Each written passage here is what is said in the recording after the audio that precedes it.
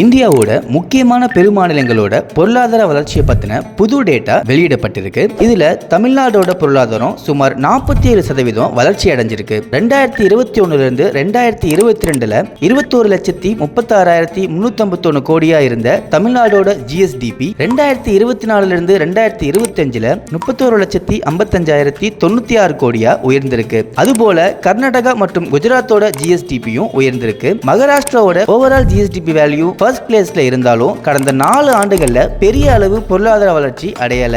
இந்தியாவோட எக்கானமியை பொறுத்த வரைக்கும் அதுல 9 to 10% of the share Tamil Nadu எக்கானமியோட கான்ட்ரிபியூஷனா இருக்கு. ரீசன்ட் டேட்டாவை வச்சு பார்க்கும்போது இந்தியாவோட பெர் கேபிட்டா இன்கம் 2.05 lakhs-உம் தமிழ்நாடோட பெர் கேபிட்டா இன்கம் 3.62 lakhs-னும் சொல்லப்படுது. இதன் மூலமா இந்திய பொருளாதார வளர்ச்சியில தமிழ்நாடு பெரிய பங்கு வகிக்குதுன்னு தெரிஞ்சுக்கலாம். இந்த மாதிரியான டேட்டாஸை நீங்க தொடர்ந்து தெரிஞ்சுக்கணும்னா நம்ம ஈவா ஸ்டாலின் ஐஏஎஸ் அகாடமியை ஃபாலோ பண்ணி வச்சுக்கோங்க.